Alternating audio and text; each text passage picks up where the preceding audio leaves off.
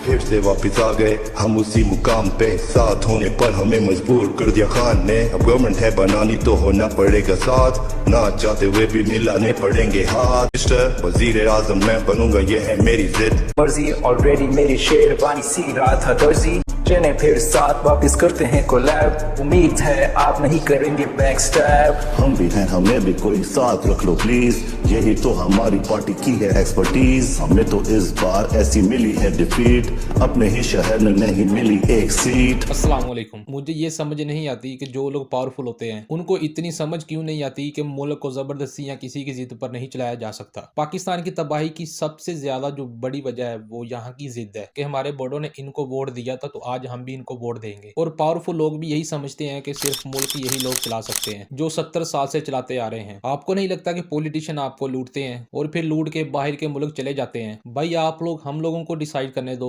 क्या अच्छा और क्या बुरा है। हम लोग गलत डिसाइड करेंगे तो हम लोग भुगतेंगे, हम अगली बार उसको वोट नहीं देंगे। भाई यहाँ मैंडेट कोई तस्लीम नहीं करता, हम जिसको वोट डालते हैं उसको कोई मानता ही नहीं है। लोगों को उनका मैंडेट दें, लोग जिसको लाना चाहते हैं उनको आने दो। हर जो बच्चा बड़ा हो रहा है उसे हम यही समझा रहे हैं कि जिसकी लाठी उसका बैंस वाला ही ये मुल्क है। क्या आप ये सारी बातें माशरती इल्म में डाल सकते हैं कि यहाँ हॉर्स ट्रेडिंग होती है, यहाँ सियासतदानों के करोड़ों के दाम लगते हैं और वो बिकते भी हैं। ये जो फ्रूट चाट की गवर्नमेंट है ना, देख लेना ये 1.5 साल भी नहीं चलेगी, ये मुल्क ऐसा बेड़ा गर्क कर देगी कोई इसको बचा भी नहीं पाएगा। एक सर्वे के मुताबिक 1971 से लेके आज तक 2024 तक तकरीबन 1,20,000 engineer, 45,000 doctor, 32,000 IT expert, 70,000 accountants, even के painter, artist, driver, plumber, electrician, barber, in fact कोई भी प्रोफेशन उठा लें, इनकी एक बहुत बड़ी तादाद बेटर फ्यूचर के लिए बैरून मुल्क चली गई है और जो रह गए हैं वो जाने के लिए तैयार बैठे हैं। और इसे कहते हैं ब्रेन ड्रेन। सिर्फ 2023 में पाकिस्तानी 8 लाख बैरून मुल्क चले जा चुके हैं। और जाए भी ना क्यों, पाकिस्तान में हाईली स्किल्ड के लिए कोई जॉब नहीं है और अगर है भी तो उनको इतनी सैलरी नहीं दी जाती जितना उनका हक होता है। इस मैसिव ब्रेन ड्रेन की 4 बड़ी वजह है: lack of opportunities, high inflation,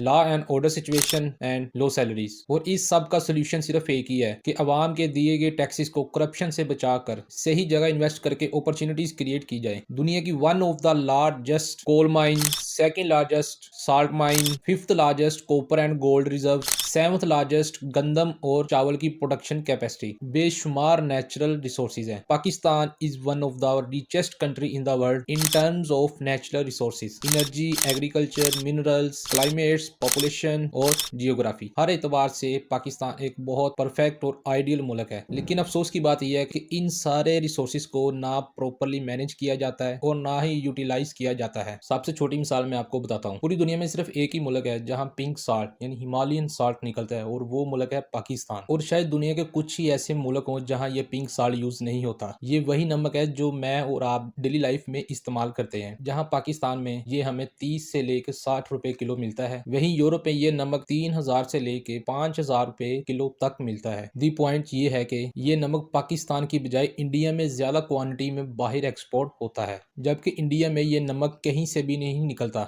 India ये नमक पाकिस्तान में क्रोड फॉर्म यानी कि रॉ फॉर्म में बहुत कम कीमत में लेता है, फिर इसे प्रोसेस करके बाहर के ममालिक अमेरिका, इंग्लैंड, यूरोप में अपनी मर्जी की कीमत लगा के बेचता है। इस मिसमैनेजमेंट की सबसे बड़ी वजह करप्शन से भी पहले पॉलिटिकल इंस्टेबिलिटी आती है। और जितना इस चीज ने पाकिस्तान को नुकसान दिया है, शायद ये किसी और फैक्टर ने इतना इफेक्ट किया हो। पाकिस्तान में गवर्नमेंट स्ट्रक्चर इतना अनस्टेबल है कि आज तक कोई भी जमात अपना 5 साल का अरसा पूरा नहीं कर सकी। पार्टीशन के बाद से आज तक पाकिस्तान के 23 दफा वजीर आजम चेंज हो चुके हैं। न्यू गवर्नमेंट आती है तो वो पिछली गवर्नमेंट को गालियां देते हैं कि हम अच्छे हैं और वो बुरे थे, और बस यही साइकिल चलता रहता है। पाकिस्तान में सियासतदानों के साथ साथ अवाम भी करप्ट है। मतलब कि हम और आप यूरोप, अमेरिका और बहुत से नॉन मुस्लिम मुल्कों में ईद या ऐसे किसी भी इवेंट के करीब आते ही सेल्स लग जाती है, डिस्काउंट ऑफर बढ़ जाते हैं। Business owner out of the way जाके नो गेन नो लॉस पर पे भी चीजें सेल करते हैं ताकि गरीब बंदा भी ईद या ऐसे किसी भी इवेंट को, फेस्टिवल को अच्छे से एंजॉय कर सके। और दूसरी जानब हमारे प्यारे मुल्क इस्लामी जमहूरिया है पाकिस्तान में कोई भी न्यूज चैनल लगा लो, आपको पहली खबर यही मिलेगी कि ईद उल अजहा और ईद उल फितर के करीब आते ही महंगाई में दुगना इजाफा हो चुका है। और बदकिस्मती से ये महंगाई में इजाफा हुकूमत नहीं कर रही, ये छोटे मोटे बिजनेस माफिया करते हैं जो ऐसे इवेंट को, फेस्टिवल को मौका समझते हैं ज्यादा पैसा कमाने का। और दूसरी तरफ हम में से काफी लोग ऐसे होंगे जब पेट्रोल की कीमत ज्यादा होने लगती है तो रात 12 बजे से पहले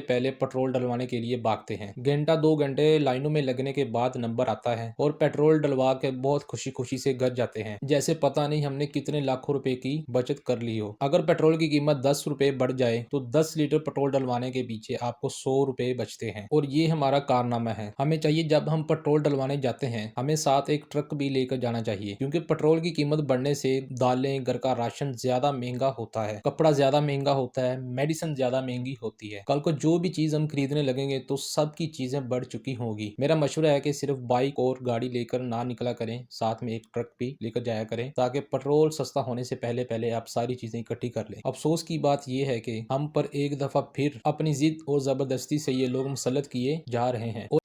मैं आपको बताता हूँ, मैं नोट कर रहा हूँ।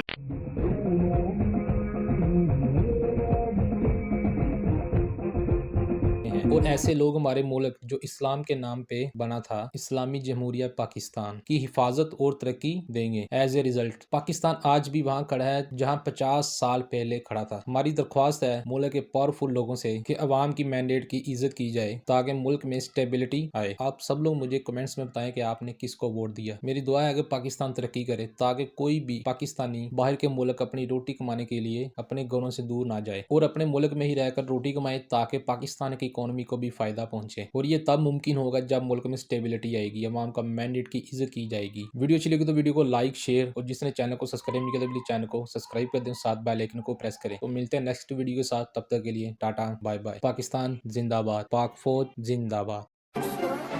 फिर से वापिस आ गए हम उसी मुकाम पे, साथ होने पर हमें मजबूर कर दिया खान ने। अब गवर्नमेंट है बनानी तो होना पड़ेगा साथ, ना चाहते हुए भी मिलाने पड़ेंगे हाथ। You're right, मियां साहब, अब है यही इलाज, दिल पे पत्थर रख के हमें होना पड़ेगा साथ। बस एक मेरी कंडीशन एक्सेप्ट कर ले आप, मेरा पीएम बनने का पूरा कर दे ख्वाब। ऐसे कैसे तुम्हें बना दे प्राइम मिनिस्टर, किसकी ज्यादा सीट से जाके चेक कर लो मिस्टर। वजीर आजम मैं बनूंगा ये है मेरी जिद, किसी और औहदे पे मैं नहीं करता स्पेक्ट। ठीक है मियां साहब, है जैसी आपकी मर्जी, ऑलरेडी मेरी शेरवानी सी रहा था दर्जी। चले फिर साथ वापिस करते हैं कोलैब, उम्मीद है आप नहीं करेंगे बैक स्टैब। हम भी हैं, हमें भी कोई साथ रख लो प्लीज, यही तो हमारी पार्टी की है एक्सपर्टीज। हमें तो इस बार ऐसी मिली है डिफीट, अपने ही शहर में नहीं मिली एक सीट।